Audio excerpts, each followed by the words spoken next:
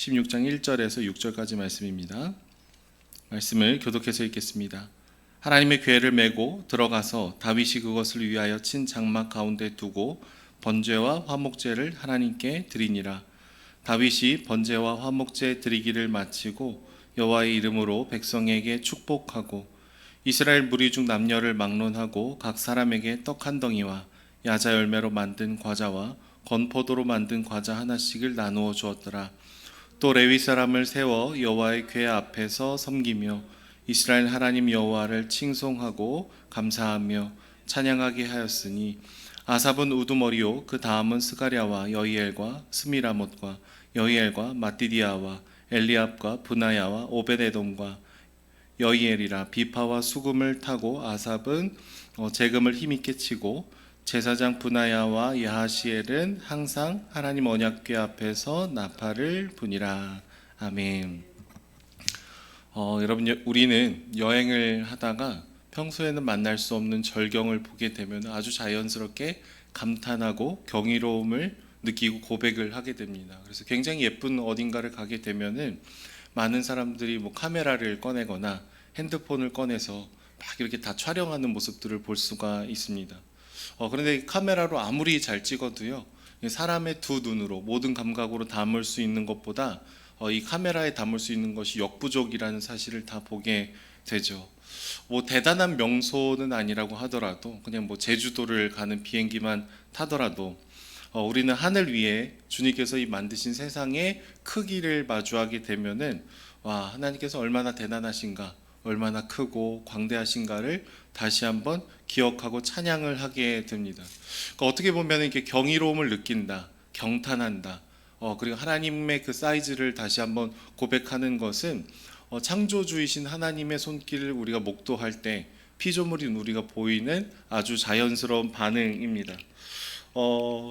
오늘 말씀 본문을 보시면 여러 우여곡절 끝에 하나님의 언약궤가 이제 예루살렘 안으로 들어왔다라는 것을 볼 수 있습니다. 그러니까 언약궤라는 것은 하나님의 임재를 상징하죠.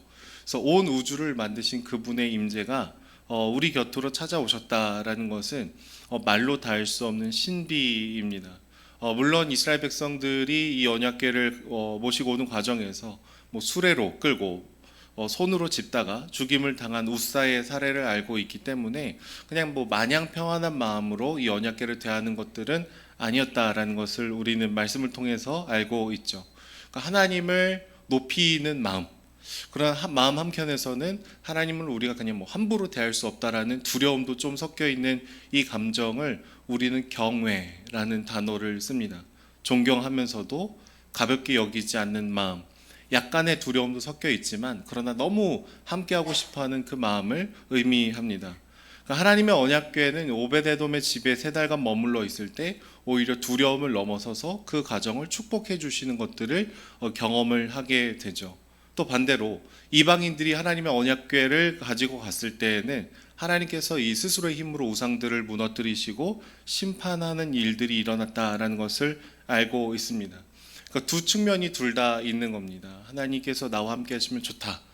근데 한편으로는 하나님은 우리가 그렇게 막 함부로 대할 수 있는 존재는 아니다라는 마음을 갖고 있죠. 그래서 이스라엘 백성들이 가장 먼저 언약궤가 예루살렘에 들어왔을 때 그들이 보였던 반응은 하나님을 높여드리는 제사였어요. 그래서 오늘 말씀 본문을 보시면은 번제와 화목제를 먼저 주님께 드렸다라고 얘기하고 있습니다. 그러니까 모든 제물을 불에 활활 태우는 번제를 드리면서 나의 모든 것을 다 주님께 드립니다. 이 고백을 통해서 경외하는 마음을 표현합니다. 하나님 나의 전부이십니다. 나의 모든 제물을 당신께 드리고 싶습니다. 그런 마음을 드리는 것이죠. 두 번째로 이게 화목제는요, 하나님과 우리 사이의 관계의 이 회복을 감사하고 기뻐하는 제사였습니다. 그러니까 이스라엘 백성들 분명히 두렵고 떨리는 마음도 공존했겠지만 여호와께서 우리 안으로 들어오셨다, 우리와 함께 하신다, 우리 곁에 계신다라는 것을 기뻐하고 감사했던 것이죠. 그래서 화목제를 보면은 가장 귀한 부위들은 주님께 드리고 남아있는 음식들을 이제 공동체 사람들과 함께 이 제사 후에 나눠서 먹는, 이렇게 음식을 함께 나눠 먹는 이 축제와 같은 분위기로 이 화목제가 진행이 됩니다. 그러니까 하나님과 우리와의 관계가 연결이 됐고 우리와 우리 사이에 하나님께서 하나로 만들어 주셨다라는 것을 이 공동체적인 식사를 통해서 그것을 온몸으로 경험을 하는 것이죠. 그래서 이스라엘 공동체에게 있어서 하나님이 이 땅에 오시고 우리 곁으로 오셨을 때 보였던 반응 중에 하나가 예배였다라는 거예요. 주님 우리 곁에 와 오셔서 감사합니다. 우리와 감히 함께 해주셔서 감사합니다. 이 마음을 드리고 있었던 것이죠. 그 다윗은 이 두 개의 제사를 주님께 드린 다음에 하나님을 찬양하는 사람들을 임명합니다.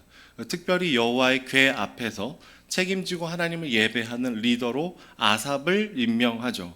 아삽은 레위 지파 사람이고요. 여호와의 언약궤 앞에서 계속해서 찬양을 인도하는, 오늘날로 치면 찬양 사역자 정도 될 수 있겠습니다.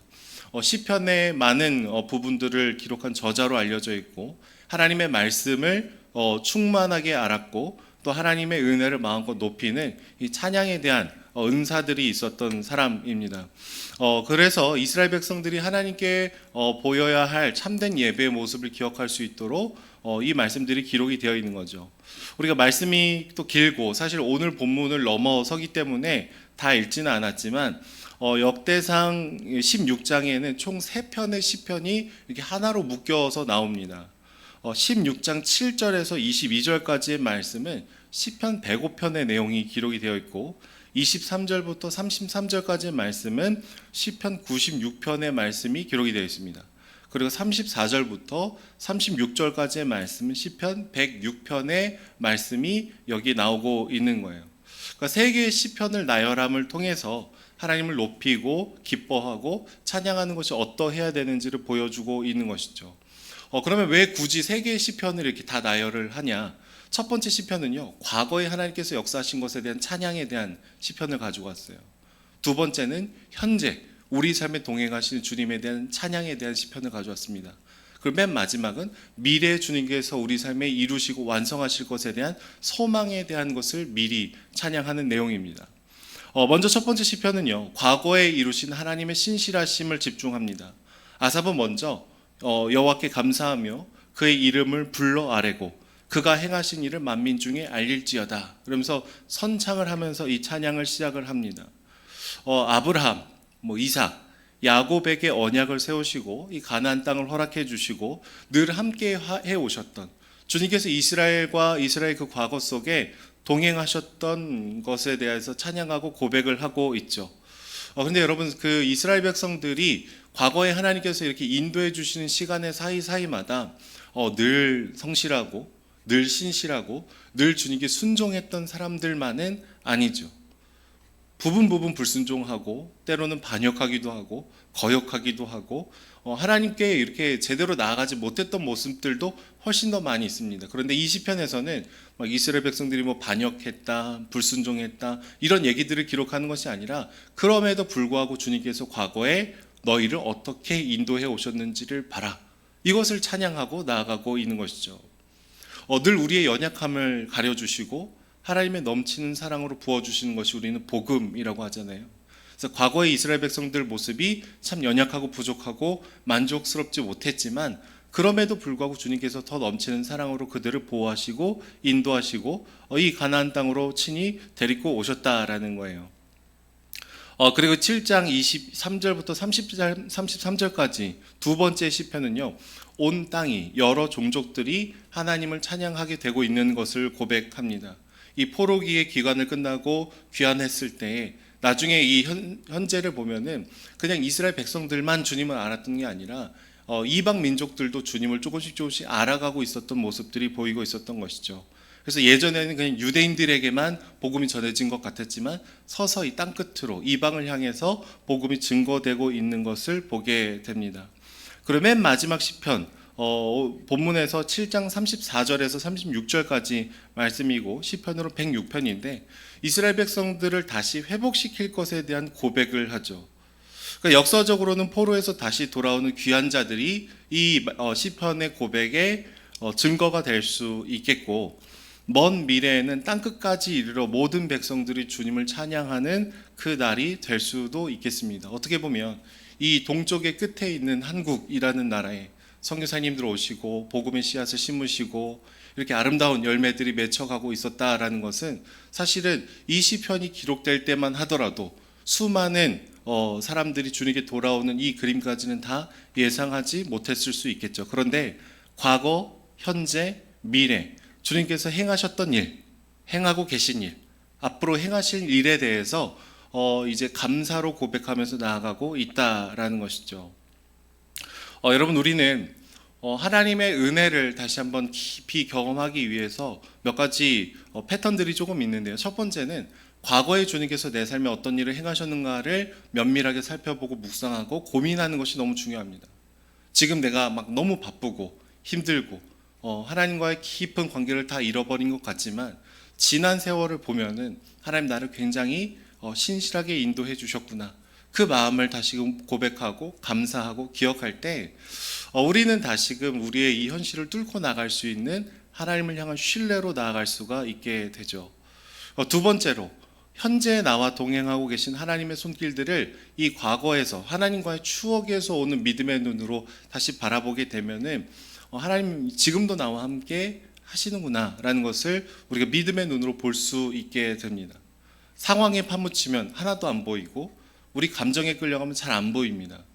그런데 예전에도 힘들고 어려웠지만 그럼에도 불구하고 주님께서 나를 붙들어 주셨다라는 것을 기억하면서 오늘을 대할 때 굉장히 소소하지만 굉장히 미세하지만 그러나 분명히 우리에게 얘기해 주시는 주님의 음성을 따라 걸어갈 수 있게 되는 것이죠.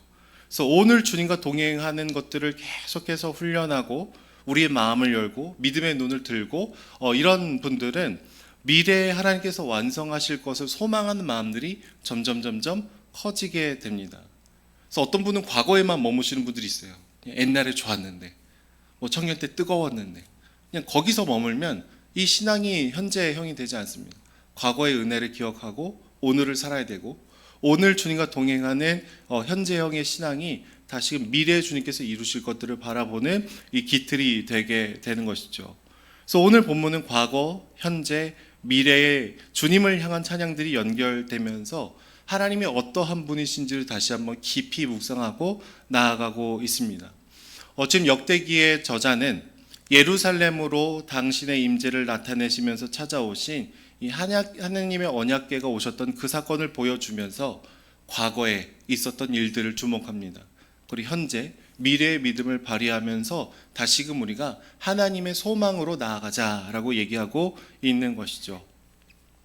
그리고 황폐한 예루살렘에 돌아와 있는 이 이스라엘 백성들에게 포로 귀한 자들에게 얘기하는 거예요. 주님께서 신실하게 역사해 주셨고 지금 너희가 이 귀환에서 돌아와 있는 것도 이미 역사하고 계신 것이고 그리고 앞으로 이 예루살렘의 많은 것들을 재건하시고 회복하실 주님을 소망하며 이 힘들고 어려운 현실을 잘 이겨나가자. 주님을 붙들자. 주님을 의지하자. 그런 얘기를 하고 있는 것이죠. 여러분, 믿음은 그냥 신앙의 초창기에 내가 뭐 예수님을 믿을까 말까 이때만 딱 믿음을 우리가 발휘하는 게 아닙니다. 계속해서 믿음의 눈으로 모든 것을 해석하는 것이 필요합니다. 과거를 재해석하고 오늘 펼쳐지는 현상들, 사람들의 반응들, 나의 순간들을 계속해서 복음의 관점에서 믿음의 눈으로 들어서 해석하고 걸어갈 때 하나님과 동행하는 신앙은 오늘 현재에 머무르게 되고 또 미래를 향해서 나아가게 되는 것이죠. 저는 이 역대기 저자의 과거, 현재, 미래 시편을 인용하면서 다시금 이스라엘 백성들에게 이 영원한 소망을 품게 하는 이 말씀이 오늘 우리에게 더 적용이 되기를 원합니다. 하나님, 우리가 과거를 기억하고 오늘 동행하신 주님의 손을 꼭 붙잡으며 아직 어떤 식으로 완성될지 잘 모르지만 하나님께서 이루실 것을 우리가 미리 고백하고 감사하고 그 길을 걸어가는 저와 여러분들이 되기를 소망합니다. 그렇게 주님과 동행하는 기쁨이 우리의 오늘 이 새벽에도 가득히 흘러넘치기를 축복합니다. 기도하겠습니다. 사랑해 주님, 감사합니다. 주님, 과거, 현재, 미래에 우리와 늘 동행하시는 주님의 사랑을 우리가 다시금 바라보며 나아갑니다.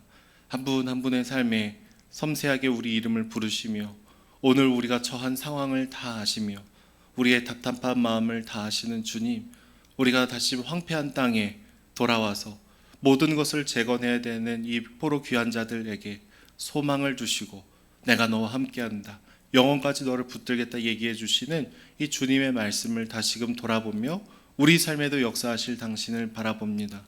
답답하고 힘들고 어려운 순간, 미래의 두려움이 찾아오는 모든 순간 다시금 우리가 그리스도의 임재를 기억하게 하여 주시고 주님의 사랑을 따라 걸어가는 저희들이 될 수 있도록 축복하여 주시옵소서.